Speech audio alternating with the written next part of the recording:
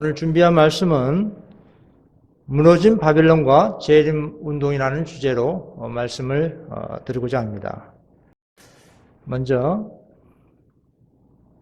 다니엘 5장 26절입니다.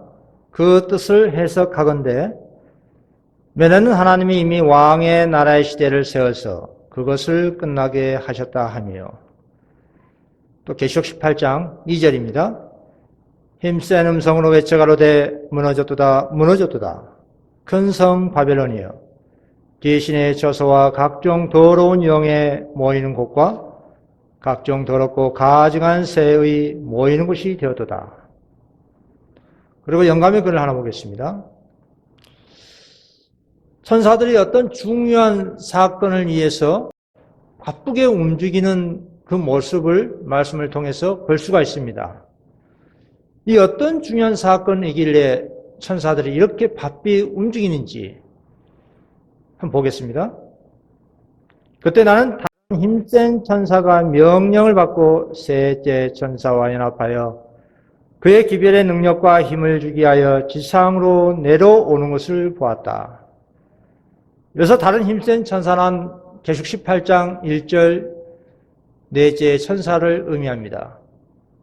이 네 번째 천사가 셋째 천사와 연합해서 그 셋째 천사의 기별에 힘과 능력을 주기 위해서 연합하는 것을 볼 수가 있습니다. 자, 그리고요, 28장 1절 천사가 내려올 때에 세상이 그의 영광으로 환해졌고요, 그리고 그 빛이 세상 곳곳을 비쳤으며 동시에 크고 힘센 소리로 무너졌도다 무너졌도다 큰 성 바벨론이여 라고 외치고 있는 장면입니다. 그런데 계시록 14장의 둘째 천사가 무너진 바벨론 선포를 28장 1절 천사가 재차 반복해서 지적하고 있습니다.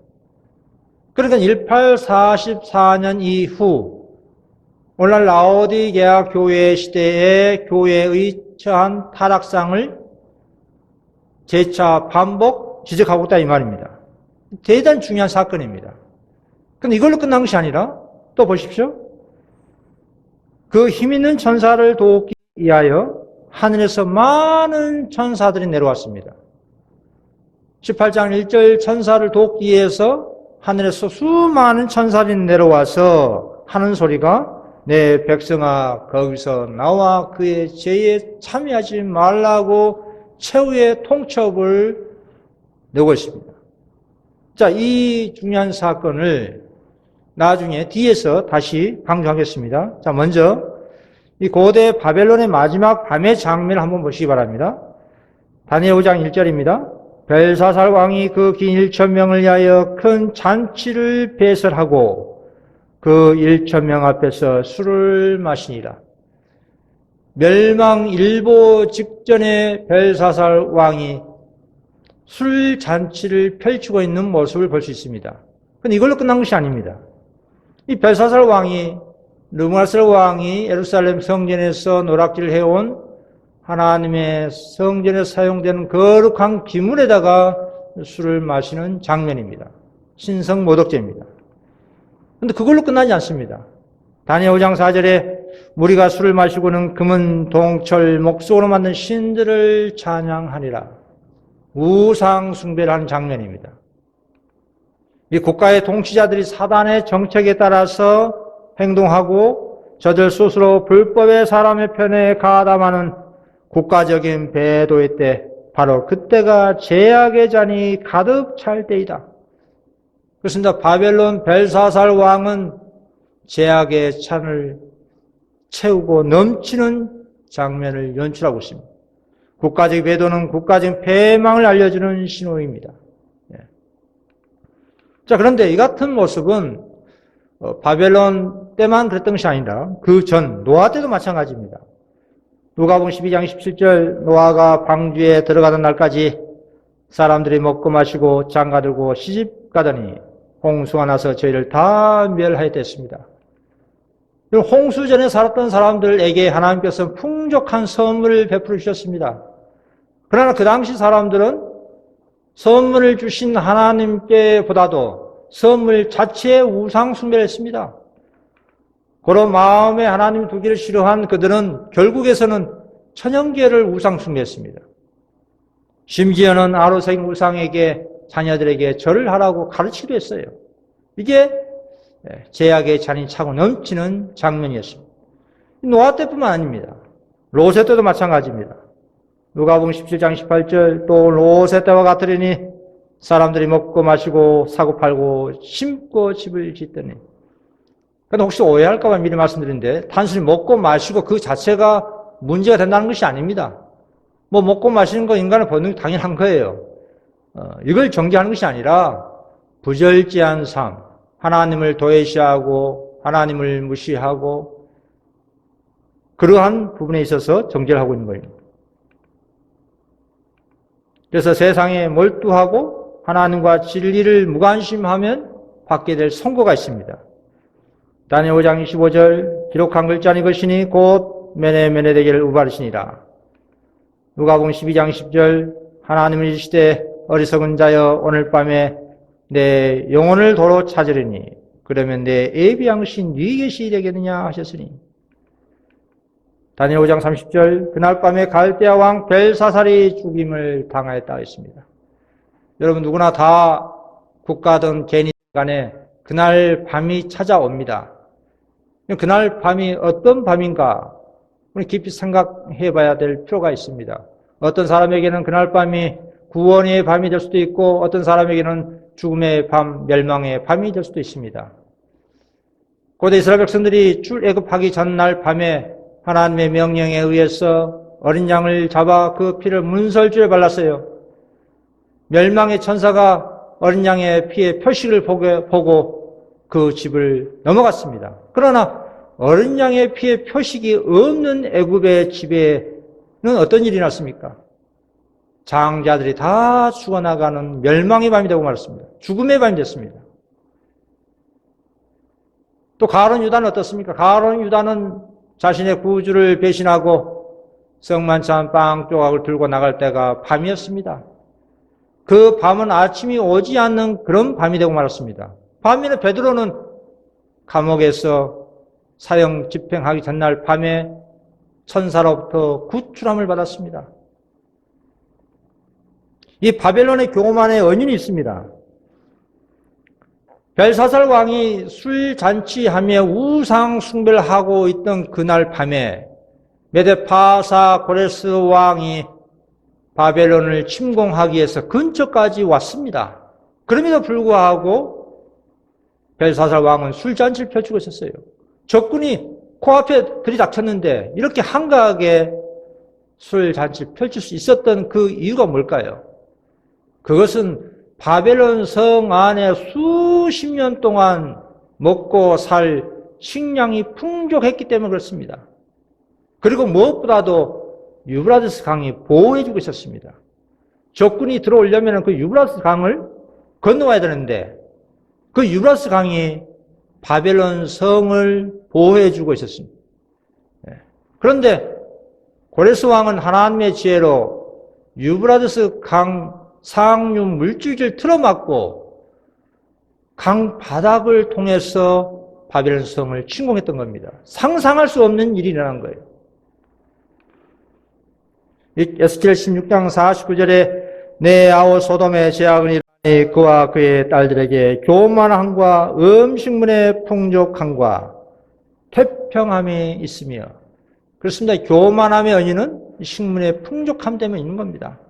마지막 때도 마찬가지입니다. 계시록 3장 17절 내가 말하기를 나는 부자라 부유하여 부족한 것이 없다라는 이 영적 교만의 원인 배경에는 풍족한 식량, 황금, 물질, 만능, 지상주의가 팽배되어 있는 그 사회 배경 때문에 이런 영적 교만의 원인이 배경된 겁니다. 이 현대 바벨론 멸망의 원인도 마찬가지입니다. 계시록 18장 3절에 그 명의 진노의 포도주를 인하여 만국이 무너졌으며 또 땅의 왕들이 그로 더불어 음행하였으며 땅의 상고들도 그 사치의 세력을 인하여 치부하였도다 하더라. 종교 세력, 경제 세력, 또 정치 세력들이 다 진노의 포도주에 의해 무너졌다 나옵니다. 하나님께서 바벨론 탄핵하시는 것은 모든 나라를 그 음행으로 인하여 진노의 포도주로 먹였기 때문이다라고 말씀하고 있습니다.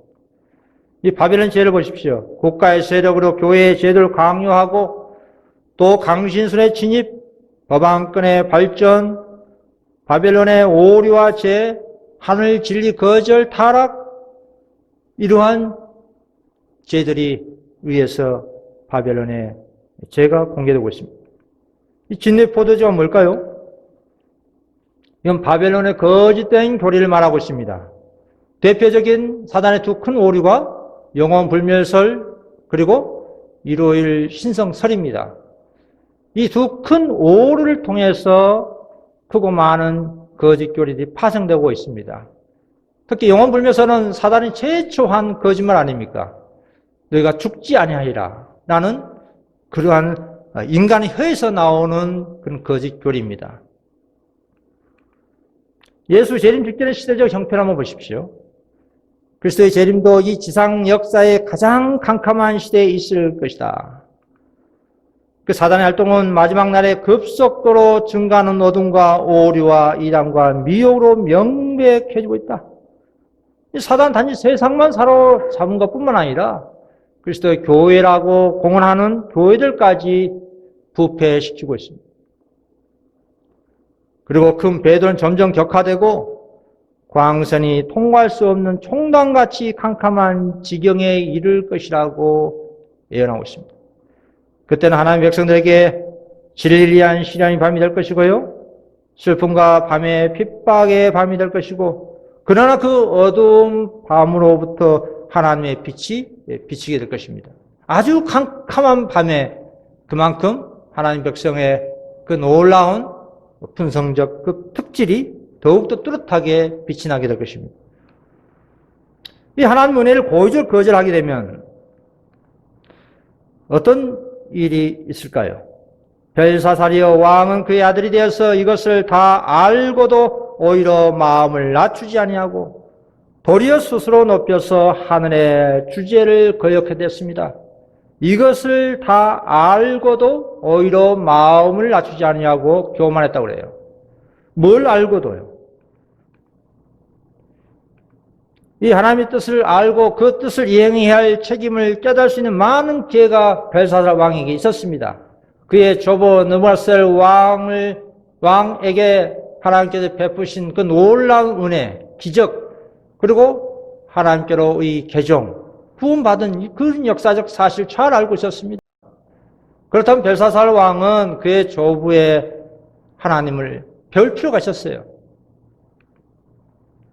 그러나 벨사살은 향락과 자아참의 매혹에 빠져서 그가 결코 잊지 말아야 할 교훈을 잊고 있었고 은혜롭게도 그에게 허락된 기회를 낭비하였고 진리를 더욱 충분히 알 수 있는 방법을 익히 알고 있었지만 결국 그는 우상 숭배를 선택했던 겁니다.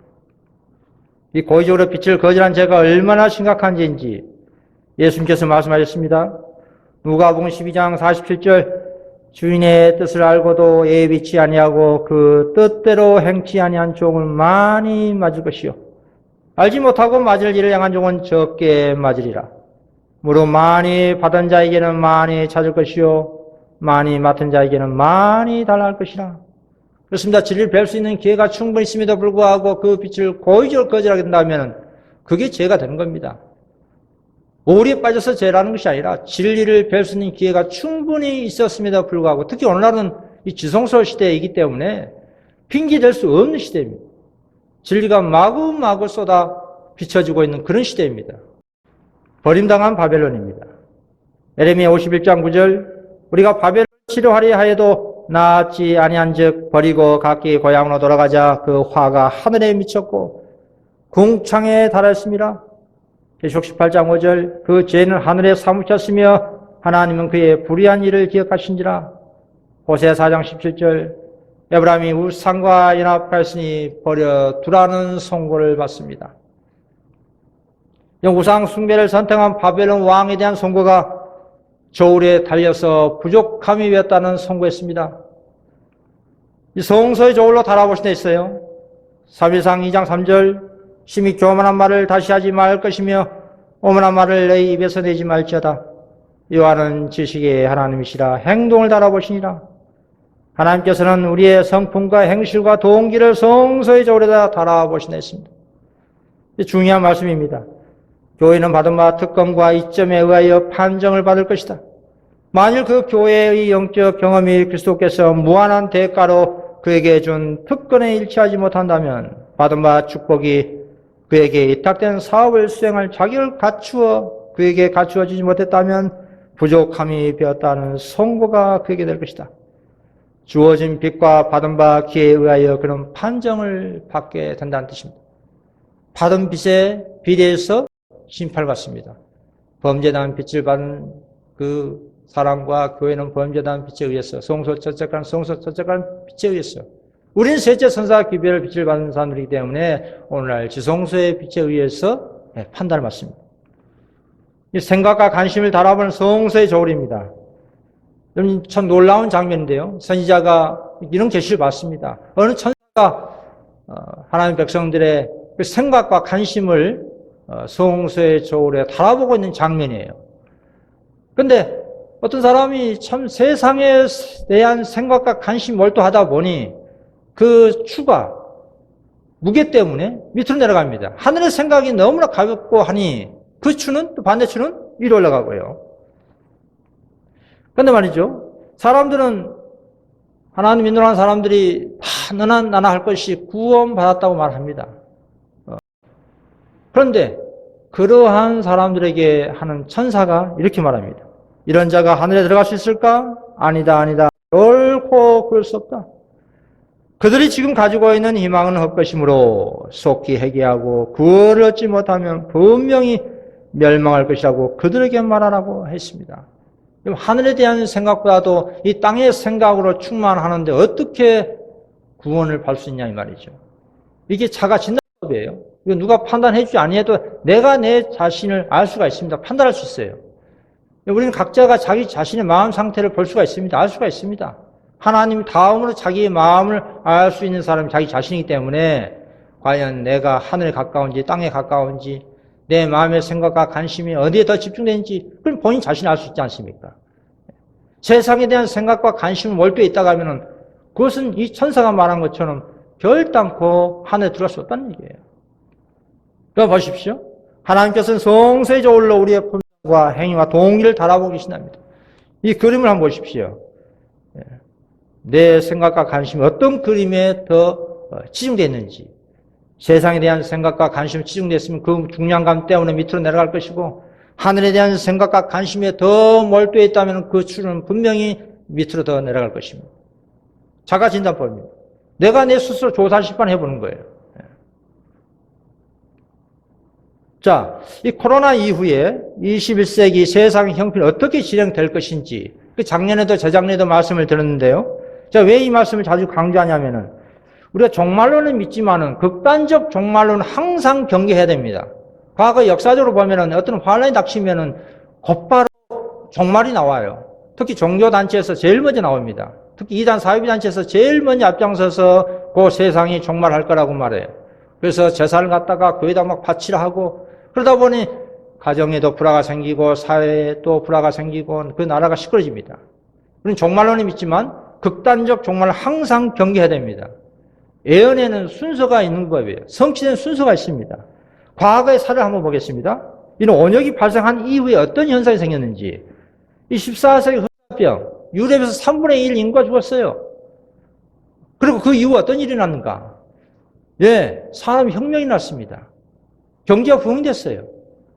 자, 또 100년 전, 지금으로부터 100년 전에 20세기 스페인 독감, 전 세계 5천만 명, 최소 5천만 명 이상이 죽었습니다.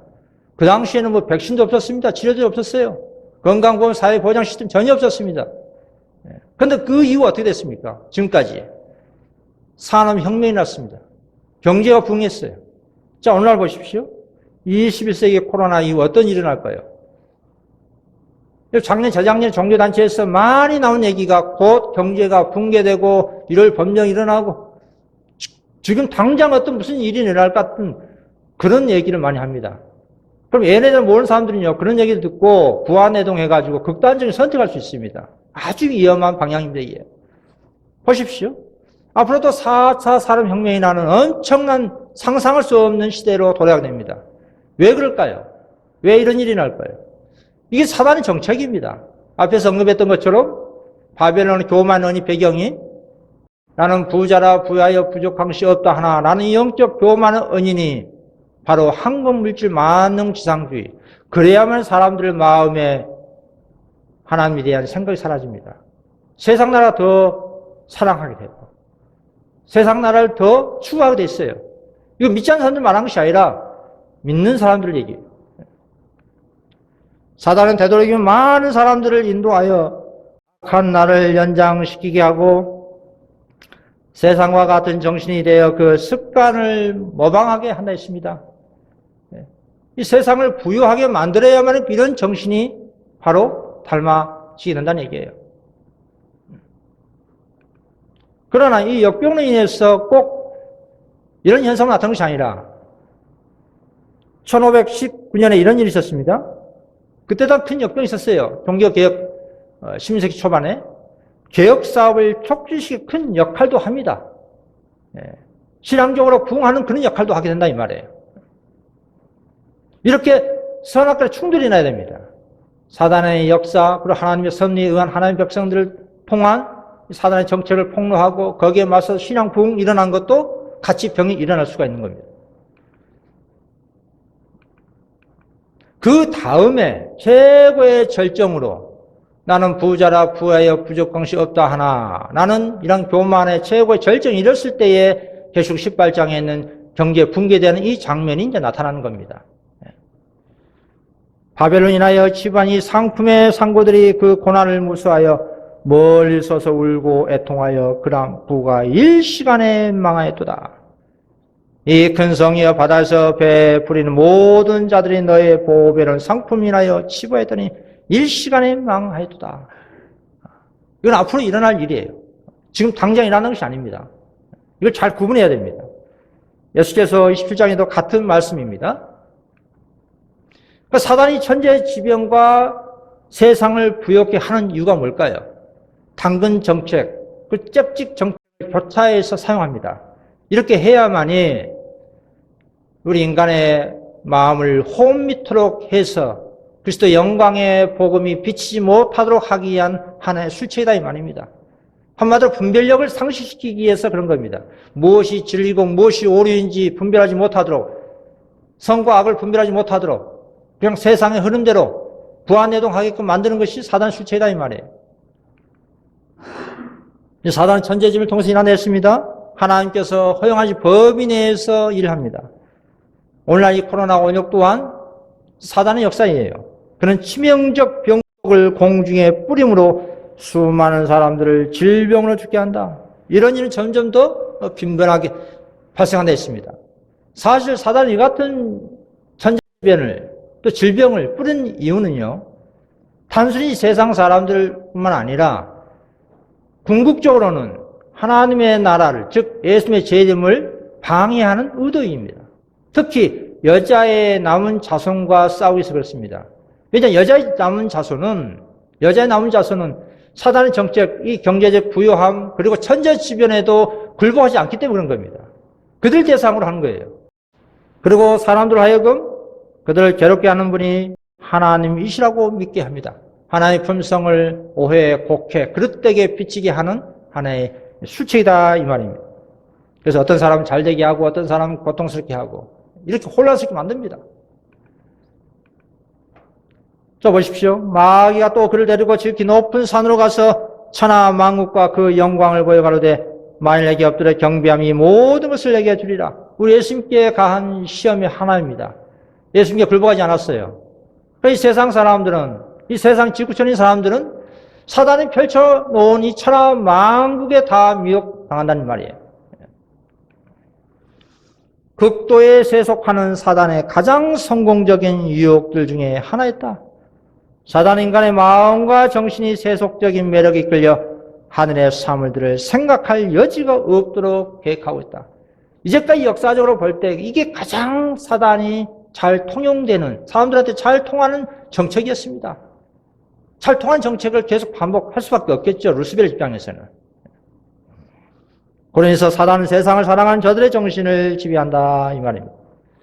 세속적인 사물들은 하늘의 사물들을 어둡게 하고 저들의 안목과 지식에서 주님을 내쫓는다.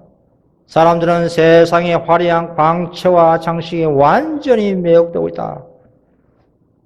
이런 용거로 나는 부자라 부하여 부족한 것이 없다라는 이런 영적 교만이 드러나게 된 겁니다. 사단의 목적은 시대 종말을 지연시키도록 하는데 목적이 있습니다. 그러려면은 세상을 부욕해 해야 돼요. 왜? 세상 사람들이 그걸 좋아하기 때문입니다. 예는 순서대로 성취되었습니다. 현재까지 일어나리라고 예언한 모든 사건들의 성취들을 역사의 페이지에서 찾아볼 수 있으므로 아직 오지 않은 모든 것도 그 순서대로 성취되리라는 것을 우리는 확신할 수 있다. 여러분, 일요일 법령 옹호자들의 논증을 한번 보십시오.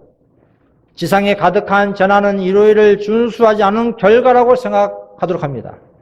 그래서 하나님의 진노를 달래기 위한 생각으로 이 영향력 있는 사람들은 일요일 준수를 강요하는 법령을 만든다 했습니다.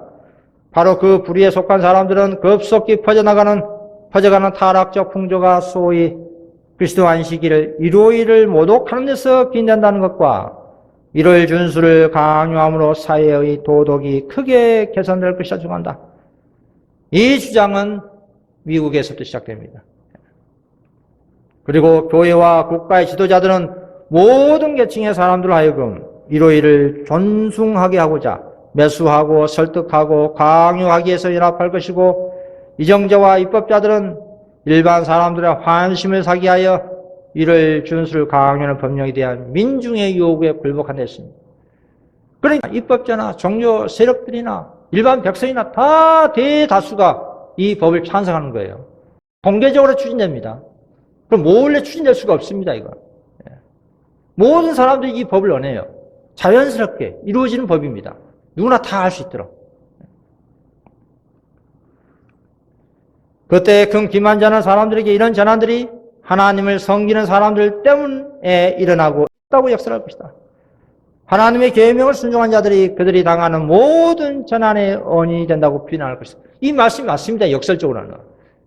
앞에서 언급했던 것처럼 사단의 정체를 알고 있는, 사단의 정체에 굴복하지 아니한 여자의 남은 자손은 천재 지변이나 세상의 경제적인 부유함에 굴복하지 않기 때문에 사단은 그들을 공격하기 위해서, 그들을 실족하기 위해서 부단히 이런 방법을, 이런 정책을 펼친다 이 말이에요. 여자의 남은 자손은 끊임없이 사단의 정책을 폭로하고 셋째 선사의 경고를 퍼뜨리기 때문에 그걸 막기 위해서 이런 수술을 펼친다 이 말이죠. 그러니까 모든 책임을 누구한테요? 여자의 남은 자손에게. 왕이 이스라엘 괴롭게 하는 자가 엘리야에게 책임을 넘긴 것처럼 그 같은 역사가 반복된다는 이 말이에요. 그래서 사람들이 일요일 안식일을 버리기 때문에 하나님의 진노를 받고 있다는 것과 그 죄가 재난을 일으켰으므로 일요일 준수를 엄격하게 강요하기 전에는 재난이 끝이지 않을 것이라, 이런 논리로 자연스럽게 일요일 법령 짐승표가 제정되는 겁니다. 그리고 넷째 계명의 요구를 가르침으로 일요일에 대한 존중심을 없애버린 자들은 사람들을 괴롭게 하는 자요, 하나님의 은총과 세속적 번영을 막아버린 자들이라고 선포한다고 합니다. 그래서 이 둑불가진 짐승 미국이요, 짐승의 우상을 이런 논리 배경을 통해서 만든 겁니다. 계속 13장 14절에 짐승 앞에서 받은 바 이적을 행함으로 땅에 거한 자들을 미혹하여 땅에 거한 자들에게 이르기를 칼에 상했다가 살아난 짐승을 위하여 우상을 만들라. 제가 건설받아 그 짐승의 우상에게 생기를 주어 그 짐승의 우상으로 말하게 하고 또 짐승의 우상에게 경배하지 않는 자는 몇인이 다 죽이게 하더라. 그럼 짐승의 우상은 자기의 교리를 강요하기 위해 국권의 도움을 구하며 생겨나게 될 배교한 개신교 세력을 의미합니다. 여러분, 인간의 힘으로 도저히 불가능한 그런 상황, 그런 시대가 옵니다. 천재지변이 계속 가속되고요. 그러면은 사람들은 자신들의 무력감을 느낍니다. 지금은 원역 같은 경우는 어떻습니까? 바로 뭐 백신, 치료제, 그 외 다른 방식으로 차단하고 막습니다. 그러니까 그것보다 더 비교할 수 없는 천재지변이 발생한다 쳐보십시오. 그제서 사람들은 자신들의 무력감을 느끼고 하나님을 찾습니다. 그러니까 하나님을 찾는데 그 중개자 역할을 누가 한다고요? 종교 세력이 합니다. 그 종교 세력이 바로 개신교 단체예요. 바로 개신교 그 세력들이 앞에서 언급했던 짐승의 표, 즉 1월형 법령을 만들 수밖에 없는, 제정할 수밖에 없는 그런 논리로 자연스럽게 그 법을 추진하게 된다 이 말입니다. 처음에 말한 짐승은 로마 교회를 표상하고요. 그리고 짐승의 우상은 이 비슷한 성격을 다른 종교적 세력, 천주 교황과 비슷한 그 세력이 바로 개신교 세력이에요. 이건 이미 과거에 예언적으로 이미 정립이 된 겁니다. 이 우상을 만드는 것은 곧 짐승의 일이라 했습니다. 그리고 미 합중국 안에서 이 법안권의 우상, 짐승의 우상이 태어나는 겁니다. 짐승의 우상. 그 짐승의 성격과 비슷한 아이콘, 그 우상이 나타난다 이 말입니다. 미국에 있는 교회들이 공통적으로 가지고 있는 신조로 연합된 개신교 세력들 아니겠습니까? 개신교 미국은 로마 교회의 교권의 우상을 만들게 될 것이다. 그때 참 교회는 옛날에 하나님 백성들처럼 박해를 당하게 될 것이라는 것이 예언입니다. 자, 현대 바벨론 멸망입니다. 계시록 16장 12절에 또 여섯째가 그 대접을 큰 유브라데스 소돔에 강물이 말라서 동방에서 오는 왕들의 길이 예비되었더라. 고대 바벨론은 그 큰 강 유브라데스의 그런 천연적인 보호 때문에 난공불락성이 됐었어요. 그러니까 하나님의 지혜를 통해서 유브라데스 상 물줄기를 틀어막은 고레스가 그 침공해서 무너진 것처럼 오늘날 이 유브라데스 강물이 만난 것은 온 세상이 천주 교황권에 지지했던, 지원했던, 믿었던 그 모든 신뢰가 다 끊깁니다. 그러니까 서로 물고 뜯고 싸우는 일들이 발생합니다. 내가 본 바 이 열불과 짐승이 음료를 미워하여 교황권의 그 논리에 의해서 법을 만들었는데, 이를 법을 만들었는데 불구하고 하나님의 진노가 가라앉지 않습니다. 더 재앙들이 그치지 않고 발생하고 저 소수의 적은 무리들은 하나님께서 보호해주고, 이러니까 그제서야 자기 자신들이 음녀에게 교황권에 쏘갔다는 것을 알고 서로 물고 뜯는 장면입니다. 큰 성이 서해 갈래로 갈라지고, 종교색도 갈라집니다. 망국의 성도 무너지고요. 이렇게 해서 망하는 거예요. 그래서 우리는 이 같은 예언을 말씀을 통해서 이미 알고 있습니다. 그럼 어떻게 해야 되는가? 악함에 젖어있는, 말하자면 잠들어 있는 많은 사람들이 있다. 그들은 이를 준수를 강요하는 일이 예언되었다면 그 법령은 확실히 제정될 것이라고 말한다. 우리는 확실히 알고 있습니다. 믿고 있습니다. 그리고 이와 같은 결론 내린 후에 그들은 하나님께서 환난의 날에 당신의 백성들을 보호하실 것이라는 생각으로 자의하면서 그 사건이 일어나기를 조용히 기대하면서 앉아있다. 그러나 우리가 당신께서 우리에게 책임지어 주신 일을 하려는 노력을 기울이지 않을 것 같으면 하나님께서는 우리를 구원하지 아니하신다 하십니다. 앞에서 언급했던 것처럼 알면서도 손을 쓰지 아니한다면, 움직이지 아니한다면, 모르는 것을 알 수 없지만 알면서도 거기에 순복하지 않는다 하면 매를 더 많이 맞는 법입니다. 우리는 어떻게 해야 됩니까? 충성된 파수꾼으로서 그들은 칼이 다가오고 있음을 보고 남녀들이 진리를 알았더라면 피할 수 있었을 행로를 무지 때문에 추구하지 않도록 경고를 발휘한다. 그게 오늘날 우리가 전하는 셋째 천사 경고입니다.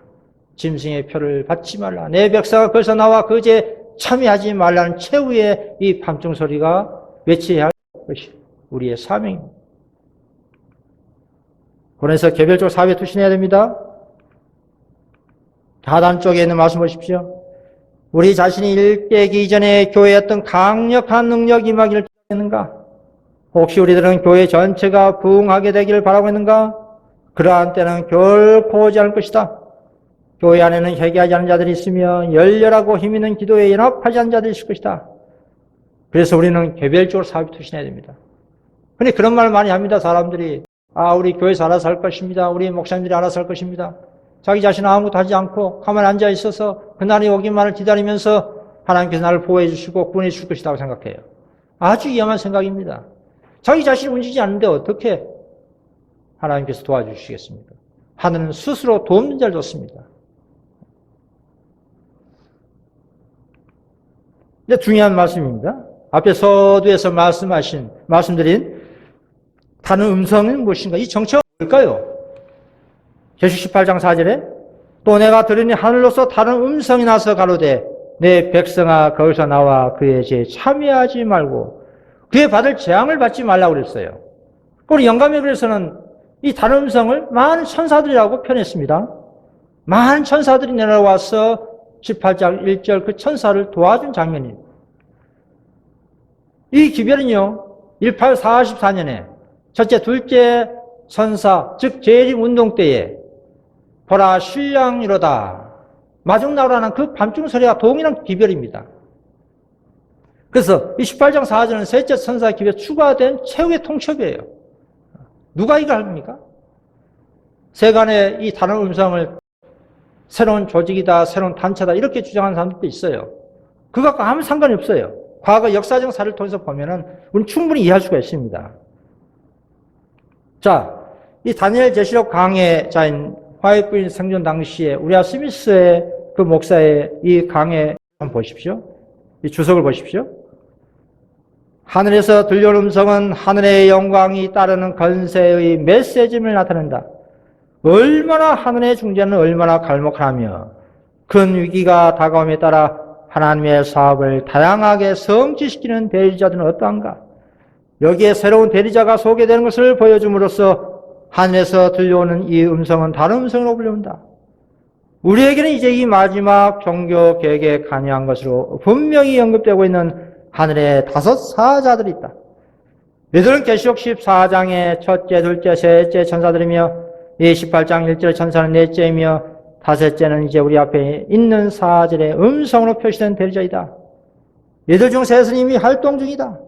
두 번째 천사가 첫 번째 천사에 합세하고 세 번째 천사가 그들과 합세했다. 첫째와 둘째는 멈추지 않았다. 셋 모든 지금 단결하여 삼중의 메시지를 선포하고 있다. 조건들이 그의 사업을 하도록 요청될 때 여기 1절의 천사는 자신의 임무에 들어간다. 바빌론에서 나오라는 거룩한 부르심은 그의 사업과 관련되어 있습니다. 결론부터 말씀드리자면은 18장 4절의 다섯 번째로 내려온 천사는 재림운동을 표상하고 있는 겁니다. 재림운동. 셋째 천사 기별에 의한 재림운동을 말하고 있는 겁니다. 이 하나님의 섭리 가운데 두 가지 재림 계획이 있어요. 노아 때 120년 은혜 시간, 또 여리고성 7일간 은혜 시간이 있습니다. 각각 여러 가지 영적인 복음적인 교훈이 있지만 오늘 주제에 국한해서 말씀을 드리자면요. 이 공통적 특징이 있죠. 하나님께서 노아에게 미리 120년 할당 은혜 시간을 주셨어요. 홍수 심판 경고를 주셨습니다. 그 기별을 주셨어요. 그러니까 노아는 충성대의 그 기별을 표지일관되게 외쳤습니다. 광신전한 소리 들어가면서. 그리고 여리고성 7일간 은혜 시간. 여호수아는 분명히 하나님께로부터 구체적인 그 기별을 받았습니다. 매일같이 여리고성을 돌고 그리고 제7일째 7바퀴 돌고 큰 소리 외쳐라. 그리하면 성이 무너지리라. 그대로 했습니다. 순종했다 이 말이에요. 순종한 그 영고로 인해서 무너진 겁니다. 홍수 심판이란 겁니다. 자, 이 말씀과 함께 1844, 19세기 중반의 재림운동 때 한번 생각해 보십시오. 1844년 운동에 일치 합력하여 활동했던 사람들이 그 당시 첫째, 둘째 재림운동했던 참여했던 사람들이 셋째 천사 기별을 받아들이고 성령의 능력으로 그 기별을 전파할 것 같으면 하나님께서는 그들을 통해서 그들의 노력을 통해서 크게 역사하셨을 것이다. 빛이 흘러나와서 온 세계를 환하게 비쳤을 것이다. 그렇게 되었더라면 벌써 여러 해 전에 지상 거민들에게 대한 경고는 끝나고 하심으로 마지막 사업은 완성되고 그리스도께서는 당신의 백성을 구속하시러 이 세상에 오셨을 것이라 했습니다. 그런데 결과적으로 첫 번째도 두 번째도 대실망 끝나버리니까 세 번째도 또 믿어지겠습니까? 대실망 이후 지금까지 잠들어 버린 겁니다. 그러나 하나님 본래의 뜻은 이 셋째 천사의 경고까지 받아들여서 재림 운동했을 때 사업은 끝나게 되셨어요. 물론 그때 당시에 그 사람들은 그 사건의 내용 오해했습니다. 그래서 성직자들 중에 기별을 받은 사람은 비교적 소수였으므로 기별을 전하는 일은 주로 평신도들에게 맡겼다. 농부들은 그들의 농장을, 직공 그들의 도구들을, 상인은 그들의 상품을, 전문직에 있는 사람들은 그들의 직무를 버리고 이 일에 가담하였다. 그러나 성취돼야 할 일의 분량에 비하면 일꾼들이 너무나 적어됐습니다. 여러분, 오늘날 세계 인구가 77억입니다. 77억 가운데 기독교 인구가 25억이에요. 25억의 0.1% 25만 명이 재림 기별을 각 곳에서 외친다고 하면 이 사업은 2년 안에 끝나버립니다. 1844년 기점을 해서 44년 이후 188년에 존스 왕을 통해서 믿음의 기별을 주었을 때 그 기별을 받아들였더라면 여러분 2년 후에 그대들은 천국에 가 있었을 것이다 했습니다. 놀라운 기별입니다. 시기보다 더 강력한 메시지가 셋째 천사 경고입니다. 이 조건만이 부합이 되면 언제든지 끝나버리는 사업이에요. 더 이상 시기가 필요 없는 겁니다. 그런데 1844년부터 지금까지 170년이 통과되고 있습니다. 사실 노아 때보다 더 길어지고 있어요. 고로 오늘날 셋째 천사 기별을 믿는 백성들이 제7신도들이 기독교 인구 가운데 2천만 명 돼요. 2천만 명 1%, 20만 명만 전 세계적으로 재림운동 하게 된다면 2년 안에 사업이 끝나버립니다. 여리고 성을 매일같이 돌았지 않습니까? 이스라엘 백성들이. 그렇게 다수가 함께 대동단결해서 일을 하게 된다면 일주일에 무너진 것처럼 오늘날도 2년 안에 무너진다 이 말이에요. 그러니까 경고사업에 극소수의 사람들 하다 보니 노아 때와 같은 이런 패턴으로 길어지고 있다 이 말입니다. 이게 단지 한국적 사업 같으면은 한국 사람들 열심히 하면 되겠죠. 그러나 세계적인 사업이에요, 세계적인 사업. 고로 세계적인 사업이기 때문에 각 곳에 있는 우리 믿음의 형제자매들이 이 재림 운동, 셋째 천사 기별에 의한 재림 운동을 하게 된다면은 2년 안에 이 세상 파멸은 무너진다 이 말입니다. 그게 다른 음성입니다. 그런데 교단 중심으로 성자 중심으로 하지 않아요. 거의 대부분 평신도 중심으로 이 운동이 일어납니다. 역사적으로 항상 그래왔습니다. 그래서 다른 음성이라고 표현한 겁니다. 자, 보십시오. 19세기 1차 재림운동 당시 내는 수많은 천사들입니다. 이때도. 나는 수많은 천사들이 바벨론이 무너졌다고 하는 외친 자들과 합세하는 걸 봤는데 이 소리는 다시 보라 신랑이로다. 맞으러 나오라는 외침과 연합했다지 않습니까? 이때도 다 앞에서 읽은 내용처럼 평신도들이 대부분이었습니다. 그게 수많은 천사들을 상징한 거예요. 그게 반주설입니다. 자, 3차 재림운동으로 내려올 수많은 천사들입니다. 그 힘있는 천사를 돕기 위하여 하늘에서 많은 천사들이 내려왔다.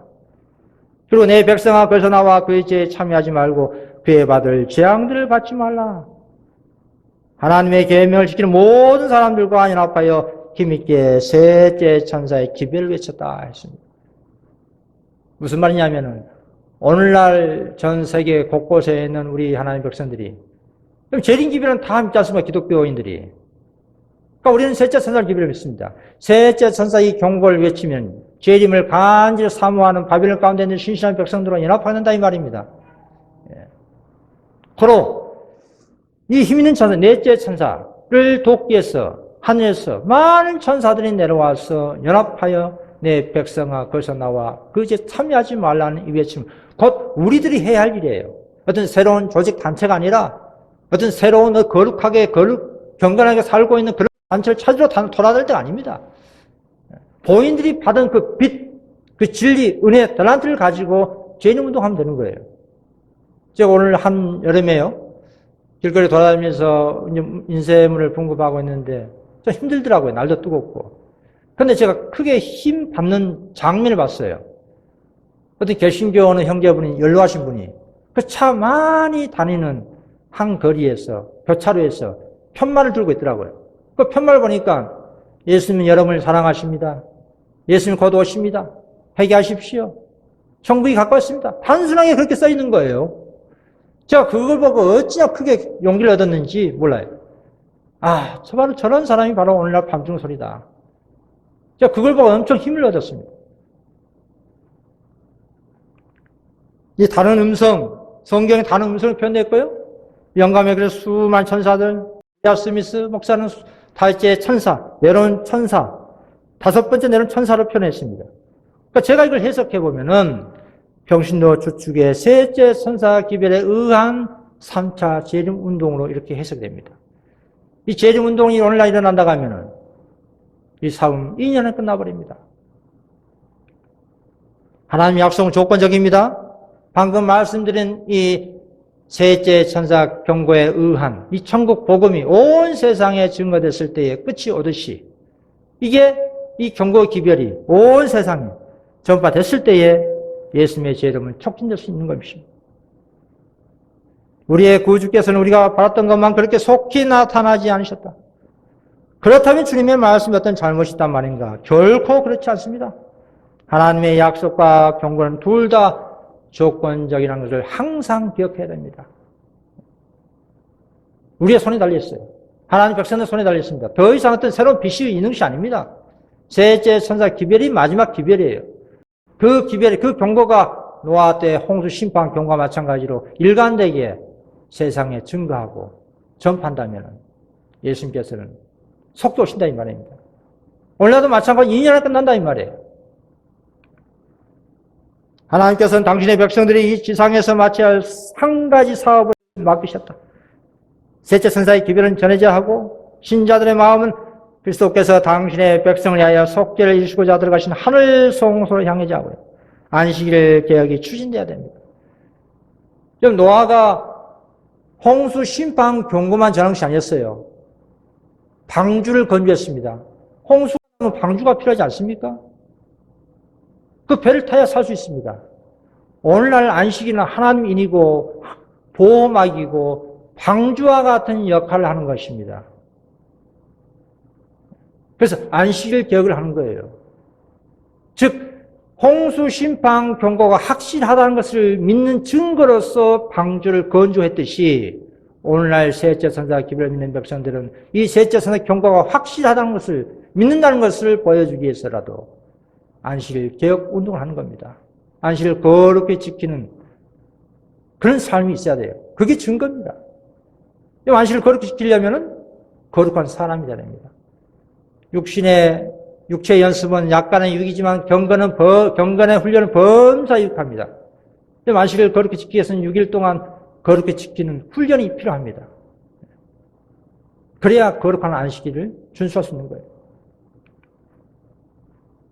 그럼 우리는 어떻게 경고해야 될까요? 제가 20년 전부터 계속 반복해서 말씀드린 내용입니다. 하늘로부터 그 능력을 가지고 내려와 그 영광 세상을 환하게 비춘 다른 천사의 사업, 28장 천사입니다. 대부분 우리의 출판소를 통해 이루어질 것이다. 침묵의 사자를 우리는 전하는 겁니다. 사람과 사람 만나면 항상 논쟁하게 되더라고요. 제가 해보니까 그렇습니다. 그러나 이 침묵의 사자는 우리의 인생을 논쟁할 수가 없어요. 그들이 보기 싫으면 버리면 됩니다. 그러나 하나님의 심판의 경고는 이루어지고 있는 최고의 방법입니다. 여러분, 찢어진 전도지 한 장이라도 무시해서는 안 됩니다. 저는 이 찢어진 전도지 한 장을 보고 신앙을 하는 계기가 됐었어요. 이 셋째 천사의 기별의 진리가 들어있는 찢어진 종이 한 장이 진리를 탐구한 자의 마음에 끼치게 될 가망을 누가 능히 헤아릴 수 있겠나? 보물처럼 취급받았습니다. 하루에 1000명씩 회개자 발생했어요. 무엇을 통해서요? 우리의 진리의 인생을 통해서. 어떤 역사에 날지 모릅니다. 하나님의 성령께서 이 찢어진 전도지, 진리가 기재되어 있는 찢어진 전도를 통해서 역사하신다 이 말이에요. 우리 인간이 할 수 없는 그 일을 하나님의 성령께서 역사하시더라 이 말입니다. 인생은 이 시대를 위한 기별을 계속해서 사람들에게 소개하는 주님의 방법이다. 영혼들을 진리로 가르치고 진리 안에 굳게 서도록 하는 데 있어서 출판물은 말만 산 전도 사업이 할 수 있는 것보다 더 큰 일을 이루어낼 수 있다. 시대가 바뀌었기 때문에, 시대가 더 발전했기 때문에 우리의 진리의 영상도 꾸준히 계속 만들어서 배포하고 종인세물도 배포하고, 이게 여리고 성을 도우는 방법입니다. 홍수 심판 경고를 했듯이 그 같은 방법이에요. 꾸준히 일관되게 해야 됩니다. 그래서 셋째 선사기비라는 세계 3차 재림 운동으로서 이 구속 사업은 마무리될 것입니다. 온 세상에 복음을 전함으로 우리의 주의 강림을 촉진시키는 것이 우리에 달려 있습니다. 간절히 사모하는 것뿐만 아니라 행동으로서 실천하는 것이 중요하다 이 말이에요. 그럼 야곱의 우물가에서 사마리아 여인이 예수님을 만나고 나서 하는 행동 보십시오. 물동이를 내려놓고 동네에 가서 와보라 내가 메시아를 만났다. 그런 실천적 신앙. 그게 셋째 선사 기별의 운동입니다. 그게 다섯째 선사 운동이에요. 그게 재림 운동입니다. 여러분, 우리가 회개하려고 하면 안 됩니다. 회개는 하나님께서 하신 겁니다. 그럼 우리 몫이 아니에요. 우리는 전하고 증거하면 됩니다. 이 천국 복음이 셋째 선사의 기별, 이 경고가 모든 민족에게 증거되게 하여 온 세상에 전파되리니 그제야 끝이 오리라. 만일 그리스도 교회가 주께서 명하신 대로 맡겨진 사업을 이루었다면 온 세계는 벌써 경고를 받았을 것이며 우리 주 예수께서는 능력과 큰 영광으로 이 세상에 오셨을 것이다 합니다. 마지막입니다. 번개와 같은 빠른 속력으로 생물들 사이로 왕래하는 밝은 빛은 이 사업이 마침내 완성을 향하여 나갈 속력을 나타낸다 했습니다. 시기보다 더 강력한 메시지 셋째 천사 이 경고의 이 복음 기별은 엄청난 속도로 성취될 겁니다. 그러나 그걸 우리가 해야 됩니다. 하나님의 능력에 힘 입어서 이 말씀을 확실히 믿는다면 우리는 행동해야 됩니다. 그리 했을 때에 앞에서 말씀드린 그 예언의 성취 속도가 빨리 성취되는 거예요. 그 소수의 사람들이 하게 되면 시간이 더욱더 지체될 것이죠. 그러면 사단의 역사는 더 길어질 수밖에 없습니다. 전제지변, 또 경제 호황, 또 전제지변, 경제 호황 계속 이런 일들이 반복돼서 예수님의 재림은 더욱 지체되고 사단의 역사만 길어지고 그런 고통만 사는 누구겠습니까? 지구촌에 살고 있는 우리 사람들입니다. 생태계입니다. 자연계입니다. 우리보다 더 고통받는 분들이 있어요. 누구일까요? 우주의 거민들입니다. 더 고통받는 사람, 더 고통받는 분은 예수님께서, 우리 하늘아버지께서. 그럼 죄악 가운데 당신의 자녀들이 죄로 인해서 고통받고 있는데 어떻게 하늘의 우주의 거민들이 하나님께서, 예수님께서 기뻐하시겠습니까? 계시록 22장 7절입니다. 보라 내가 속히 오리니 이 책에 예언의 말씀을 지킨 자 복이 있으리라 하더라. 여러분 스스로가 다른 음성이 되시고 다윗의 선사가 되셔서 예수님의 재림을 촉구시키는 재림 운동원들이 되시길 바라시면서 말씀 여기서 드리도록 하겠습니다. 감사합니다.